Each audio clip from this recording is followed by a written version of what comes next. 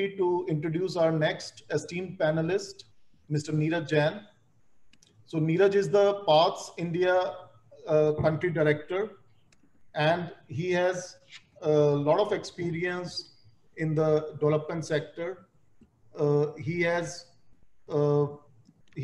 currently the member of CII Nutrition and Public Health Committee, where he engages with industry leaders on the need for greater investment in India's public health system. And I think which is very, very important, Neeraj, because I was reading somewhere the impact of this pandemic globally is almost $8.8 trillion. A minuscule of this, if we would have spent on our public health, I think it would have made a great difference. So Neeraj is also on the board of various non-profit organizations like Water for People, Digital Green, and Nirula's, which is India's oldest fast food restaurant chain. He's a member of the advisory board of CURE, a not-for-profit development organization, and he's working with urban, informal, and low-income communities.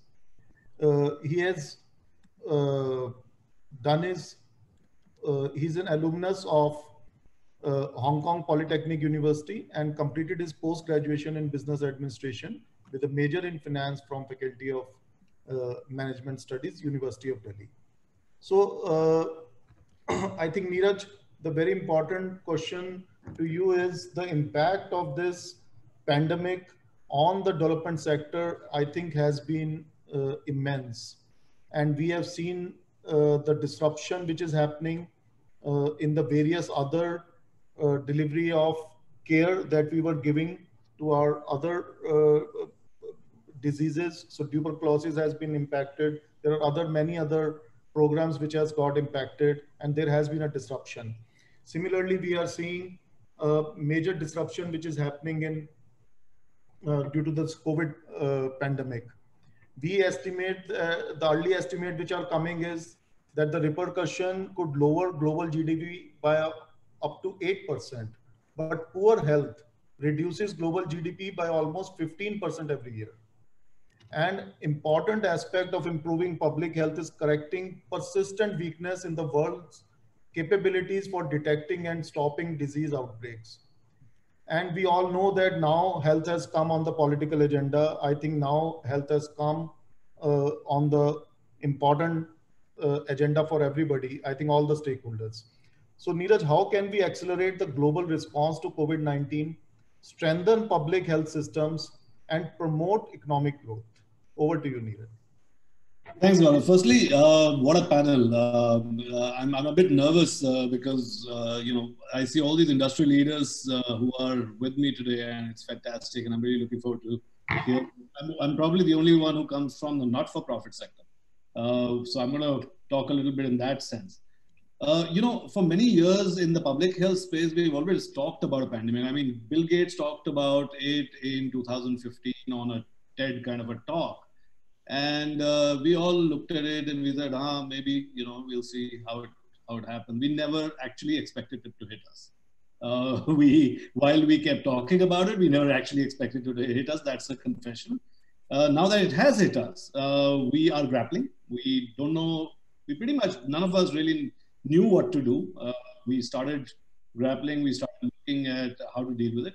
I think from the development sector perspective, we sort of sit at the cusp of private, public, government, other stakeholders. We sit at the cusp of it. Of course, the focus is always on people who can't afford it, who can't afford healthcare, But interestingly, this is a disease which actually just cuts across that boundary. I mean, the interesting thing about this disease is that there is no rich and poor anymore.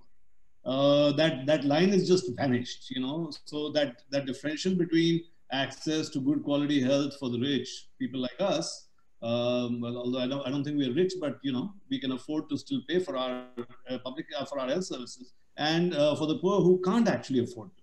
So that boundary, that line, that wall has fallen, which is actually great from one perspective, and I see this as a great opportunity because it tells us that health is for all.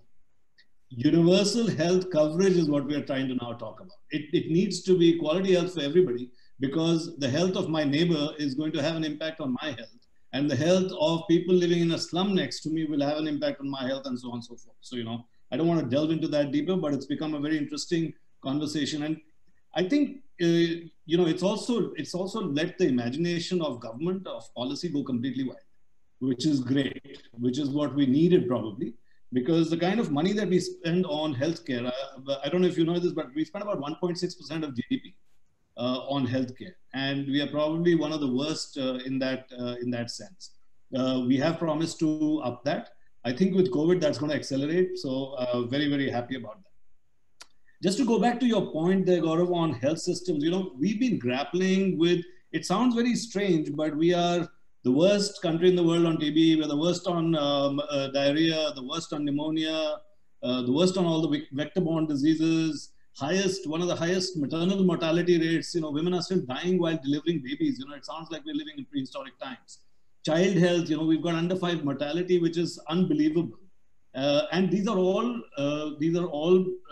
things that are happening where you can actually prevent the disease. There are solutions. This is not like COVID where we're all looking at the Poonawallas for the vaccine. There are solutions which are available. We just need to make sure that access is built. Anyway, COVID stressed the health system, and all the services that were even active completely came to a standstill. So everything, all of a sudden, we found that everything has stopped. What it's done is, it's brought the focus on health systems, because it's not just COVID, right? It's beyond COVID. It could be another pandemic.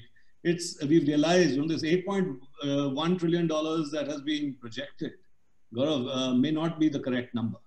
There is, this may be the formal economy, but there is the large impact is on the informal economy, the economy that doesn't really show up.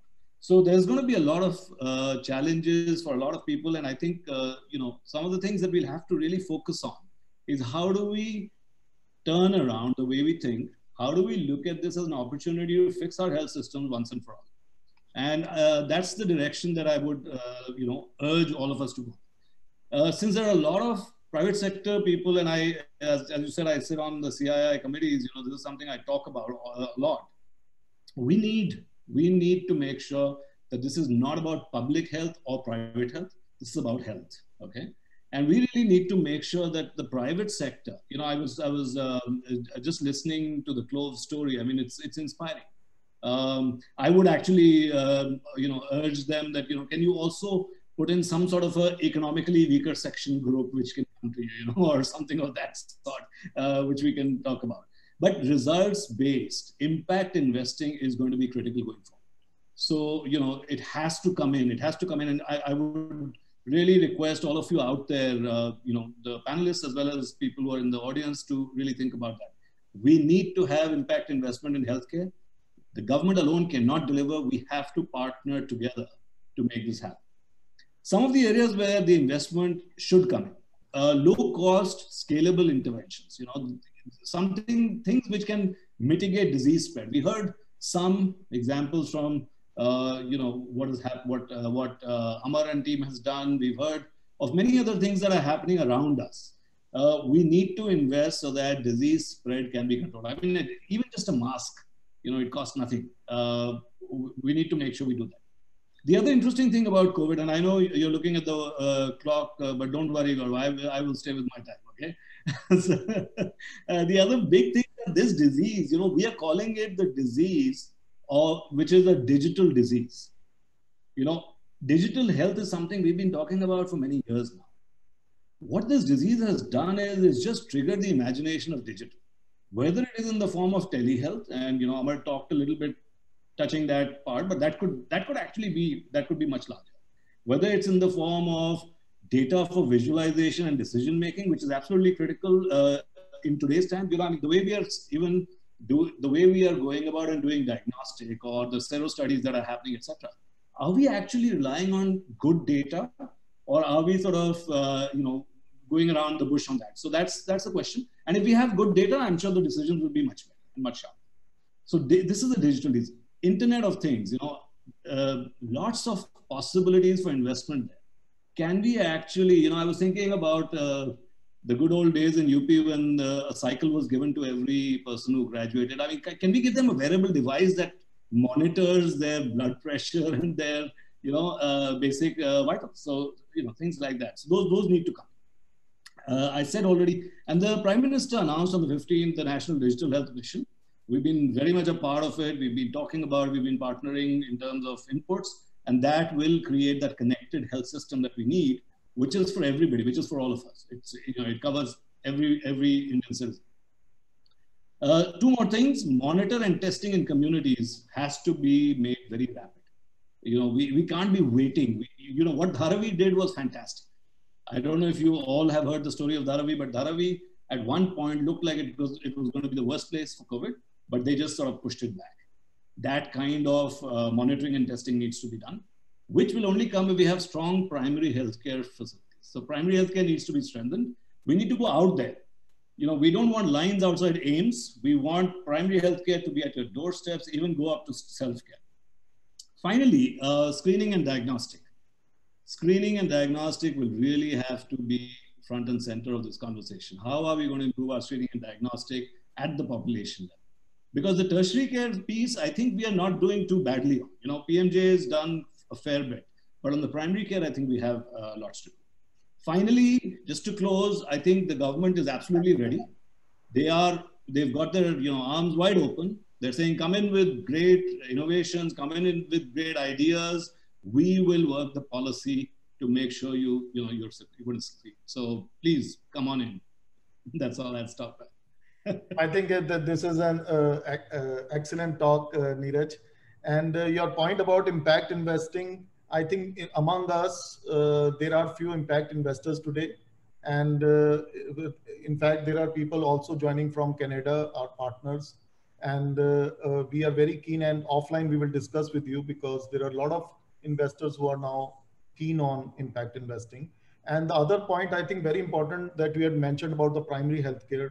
There are few models in the past which have private investors have tried, but unfortunately they have not worked out. But I think with now policy interventions, I think we can make that a success, because this is very important and very critical.